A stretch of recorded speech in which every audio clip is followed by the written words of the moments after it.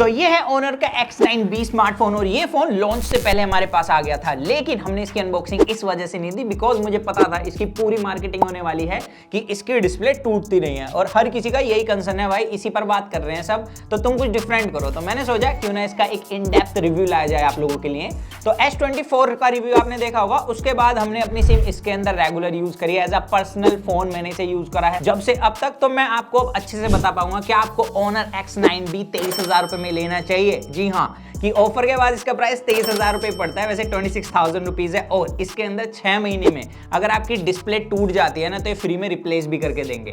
तो 23,000 रुपए में क्या सही है नहीं है उसकी खुल के बात करेंगे। तो अगर आप चैनल पर पहली बार आए हो और वीडियो अच्छे लगे, चैनल सब्सक्राइब कर देना क्योंकि 1 मिलियन की फैमिली कंप्लीट करने वाले हैं। और कमेंट में बताना कि आपको ये फोन कैसा लगा। वैसे इस फोन की डिस्प्ले में ऐसा क्या है जो गिराने के बाद भी नहीं टूट रही?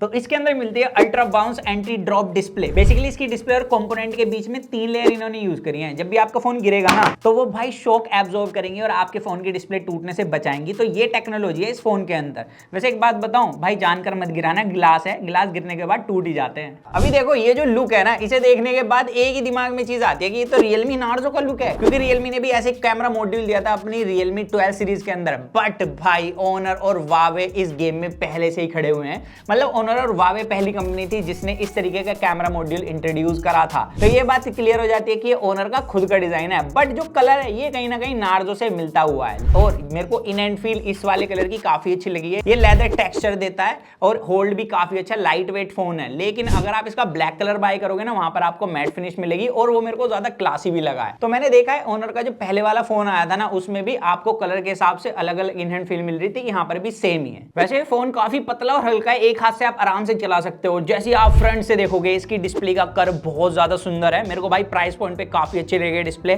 क्योंकि एक तो यहाँ पर रेजोल्यूशन भी अच्छे मिलते हैं। 1.5 के डिस्प्ले और 120 हर्ट्ज का रिफ्रेश रेट है जो कि काफी अच्छा परफॉर्म करता है और कंटेंट की क्वालिटी काफी लाजवाब है। लेकिन एक चीज में जहां पर डिस्प्ले के अंदर दिक्कत है और इसको लेकर काफी क्वेश्चन भी पूछे गए हैं कि भाई इसके अंदर जो प्रोसेसर है क्या वो HDR कंटेंट स्ट्रीम नहीं करा सकता। तो देखो जो प्रोसेसर है वो तो HDR कंटेंट स्ट्रीम करा सकता है, लेकिन जो डिस्प्ले है वो ही HDR नहीं है, जिसकी वजह से जब आप YouTube, Netflix वगैरह पे कंटेंट देखोगे तो HDR में चलता ही नहीं है, ना ही ऑप्शन आता और ना ही फ्यूचर में जाके चलेगा। तो आई होप कि ये वाला डाउट आपका क्लियर हुआ होगा। इसके अलावा जो मेरे को पीक ब्राइटनेस है डिस्प्ले की बहुत इंप्रेसिव लगी है। Outer visibility, indoor visibility no doubt बहुत ज्यादा अच्छी है प्राइस पॉइंट के हिसाब से। बट यहाँ पर जो इन डिस्प्ले फिंगरप्रिंट सेंसर है, इसकी स्पीड और रिकॉग्निशन मेरे को हल्की सी ढीली लगी है। आज के टाइम पे जो फिंगरप्रिंट सेंसर मिलते हैं ना दूसरे फोनों में, उनके हिसाब से। और मेरा एक सजेशन है हर कंपनी को, जो कि आजकल कोई कंपनी नहीं सुन रही है, कि जब भी फोन बड़ा बनाते हैं ना तो फिंगरप्रिंट सेंसर की पोजीशन हल्की सी ऊपर हो जाए तो मजा आ जाएगा। इसमें भी नीचे और जितने भी आजकल फोन आ रहे हैं ना उन सभी में नीचे है, जो मेरे को एक थोड़ी सी प्रॉब्लम देती है चीज। बाकी डिस्प्ले तो अच्छी है, लेकिन एक दिक्कत और आती है कंटेंट स्ट्रीम करते हैं और वो है इसके स्पीकर्स। लाइक 23,000 रुपए में आपको इसमें मोनो स्पीकर्स मिलते हैं और इसकी क्लैरिटी भी उतनी अच्छी नहीं है। तो उसके लिए आप ब्लूटूथ ईयरफोन्स यूज कर सकते हो, बट उसके साथ दिक्कत मैंने देखी है, ब्लूटूथ कनेक्टिविटी में कभी कभी बीच में ग्लिच जैसा इफेक्ट आ जाता है। बाकी यहाँ पर जो नेटवर्क कनेक्टिविटी है इस फोन की नो डाउट बहुत ज्यादा लाजवाब है। वाईफाई कनेक्टिविटी में मेरे को कोई दिक्कत नहीं हुई।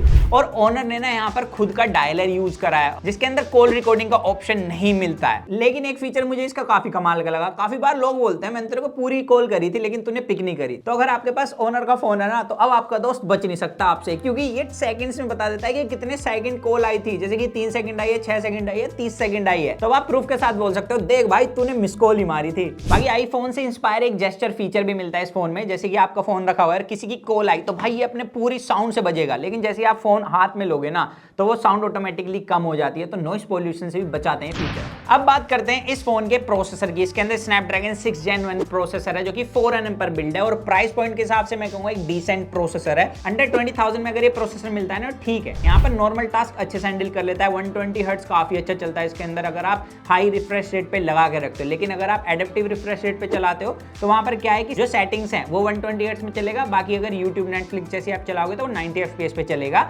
तो भाई वो स्मार्ट स्विचिंग ऑटोमेटिकली करता रहता है। अब यहाँ पर एक चीज तो मैं कह सकता हूँ, जो इसके अंदर मैजिक OS मिलता है ना भाई, इसकी जो स्मूथनेस है ना ऐप ओपनिंग क्लोजिंग की, इसको तो मैं कहूंगा कि पूरे नंबर है, क्योंकि ये बहुत अच्छा एक्सपीरियंस कराता है। लेकिन इस फोन का जो प्रोसेसर है एक जगह मेरे को कमजोर लगा, और वो है जैसे आप इसको अगर अपनी कार से कनेक्ट करके रखते हो ना एंड्रॉइड ऑटो से, तो उस टाइम पे ये फोन लगता ही नहीं कि हाई रिफ्रेश रेट पे चल रहा है। मैं तो कहूंगा 60 हर्ट्ज से भी कहीं ना कहीं थोड़ा बहुत नीचे फील होता है, क्योंकि काफी ज्यादा जिटरिंग फेस होती है। हालांकि मेरे को हैंग, हीट या बैटरी ड्रेन इशू नहीं मिला एंड्रॉइड ऑटो कनेक्ट करने के के बाद भी, तो ये बात तो मेरे को अच्छी लगी इस फोन की। अब मैजिक ओएस की एनिमेशन काफी स्मूथ अच्छे से परफॉर्म करती है और इस फोन के अंदर किसी तरीके का ब्लोटवेयर भी नहीं है। बट भाई इस फोन के अंदर जो मेरे को एक कमी लगी वो है अभी भी एंड्रॉइड 13 मिलता है और एंड्रॉइड 14 कब आएगा ये भी नहीं पता। तो भाई जल्दी ओनर इस चीज को बता देगी कब आने वाला है तो मजा आ जाएगा। बाकी भाई इस फोन की अगर हाईवी परफॉर्मेंस की बात करें तो अगर आप इसके अंदर बीजीएमआई जैसे गेम प्ले करना चाहते हो तो फुल सेटिंग्स मिलती है आपको, बस यहाँ पर 90 FPS का ऑप्शन नहीं है। HDR एक्सट्रीम तक आप गेम प्ले कर सकते हो, लेकिन जो स्मूथनेस है वो आपको स्मूथ एक्सट्रीम तक ही मिलने वाली है। मतलब गेम उस टाइम पे आप अच्छे से प्ले कर सकते हो, कंसिस्टेंट फ्रेम रेट्स हैं। बट जैसे आप HDR एक्सट्रीम पे जाओगे एक तो कंसिस्टेंसी कहीं ना कहीं गड़बड़ा जाती है और दूसरा फोन वॉर्म होना भी स्टार्ट हो जाता है, तो उस टाइम पे गेम प्ले में इतना मजा नहीं आता। तो मैं कहूंगा अगर आप एक कैजुअल गेमर हो और स्मूथ एक्सट्रीम तक की सेटिंग्स पे गेम प्ले करते हो तो आप इसकी तरफ जा सकते हो। और मैजिक ओएस में एक कमी और लगी है मुझे, मतलब फोन पतला है, एक हाथ से आप मस्त चला सकते हो, लेकिन जब आप नोटिफिकेशन पैनल या कंट्रोल सेंटर खोलना चाहोगे ना तो आपको दूसरा हाथ लगाना ही पड़ेगा, क्योंकि ऐसे करके नहीं आता। ऊपर से नीचे करोगे ना जब ही आएगा कंट्रोल सेंटर या नोटिफिकेशन पैनल। तो ये मेरे को एक सबसे बड़ी दिक्कत लगी इसके अंदर। और दूसरा इन्हें अपना कैमरा यूआई इंप्रूव करने की जरूरत है। मतलब मेरे को वीडियो सेटिंग्स बदलनी है तो मेरे को सेटिंग्स में जाना पड़ेगा प्रॉपर, जब जाके मैं बदल सकता हूं। तो इसको थोड़ा और सिंपल बना देना नॉर्मल यूजर के लिए तो बेटर रहेगा। अब बात करते हैं उस चीज की जिसमें मेरे को इस फोन के अंदर थोड़ी सी कमी लगी और वो है कैमरा। इसके अंदर आपको 108 मेगापिक्सल का ट्रिपल कैमरा सेटअप मिलता है। बेसिकली 108 मेगापिक्सल वाला कैमरा ही काम का है, बाकी 5 मेगापिक्सल का जो अल्ट्रा वाइड मिलता है डिटेल ही नहीं है। और डायरेक्ट लाइट के अंदर तो भाई बिल्कुल आपको जादू बना देगा, क्योंकि लाइट कंट्रोल तो बिल्कुल अच्छे से करता ही नहीं है। बाकी यहाँ पर 2 मेगापिक्सल का मैक्रो है जो यूजलेस मैं कहूंगा, लेकिन 108 मेगापिक्सल की बात करें तो नॉर्मल मोड के अंदर आप 1x और 3x में फोटो क्लिक कर सकते हो। तो 1x के अंदर आप जब भी फोटो क्लिक करोगे ना तो आपको डिटेल्स ठीक मिल जाएंगी, लेकिन जब आप बिल्कुल कंट्रोल लाइट एनवायरमेंट में हो, अगर आप अपोजिट लाइट हो तो आपको बिल्कुल काला कर देगा, HDR अच्छे से हिट होता ही नहीं है। और अगर आप डायरेक्शन लाइट के अंदर और आपने ब्राइट टी शर्ट या शर्ट पहनी है, आप गोरे हो तो भाई वहां पर ब्लोन आउट जरूर होने वाला है। और मैंने मैक्सिमम कंडीशन के अंदर देखा है, इवन इंडोर के अंदर भी जब आप फोटो क्लिक करोगे तो इनफ डिटेल्स नहीं रहती हैं और काफी बार लाइट भी अच्छे से कंट्रोल नहीं करता। तो मेरे को इसका बैक कैमरा 1x में अच्छा नहीं लगा है। और वीडियो रिकॉर्डिंग के लिए भी मैं कहूंगा कि उतना अच्छा नहीं है, बट जो फोकसिंग है वो काफी अच्छे से कर लेता है, मतलब बिल्कुल फास्ट फोकसिंग करता है। और स्टेबलाइजेशन की भी हल्की सी कमी है। इसके अलावा जैसे आप 3x में फोटो क्लिक करोगे वहां पर भी इनफ डिटेल नहीं है, दिखता है कि हाँ भाई डिजिटल ही जूम करके आपने फोटो क्लिक करी है, या 1x में फोटो क्लिक करके मैं क्रॉप करूंगा जब भी उतनी ही डिटेल मिलने वाली है। बट जैसे आप पोर्ट्रेट फोटो क्लिक करोगे तो उस टाइम पे थोड़ी बहुत फोटो अच्छी क्लिक कर लेता है, लेकिन वहां पर भी सेम ही आपको प्रॉब्लम्स मिलती हैं इंडोर डायरेक्ट लाइट के अंदर, कि भाई वहां पर भी लाइट कंट्रोल अच्छा नहीं है और इंडोर में डिटेल्स इनफ नहीं है सब्जेक्ट पर। और पोर्ट्रेट के अंदर ये भाई 3x ना लेके 2x digital portrait photo capture करता है, जिसके अंदर अगेन डिटेल्स कम लगी हैं। फोटो अच्छी लगती है इसके डिस्प्ले के अंदर, लेकिन जब आप एक बड़ी डिस्प्ले के अंदर डालोगे तो वहां पर पिक्सेलेटेड फोटो दिखेगी और काफी ज्यादा हेजी लगती है। तो मैं कहूंगा कि कैमरास काफी एवरेज हैं इसके। बाकी इस फोन के अंदर 16 मेगापिक्सल का फ्रंट कैमरा मिलता है। वीडियो रिकॉर्डिंग के लिए मैं कहूंगा कि नहीं है, यहाँ पर स्टेबलाइजेशन की कमी है, लाइट कंट्रोल अच्छा नहीं करता।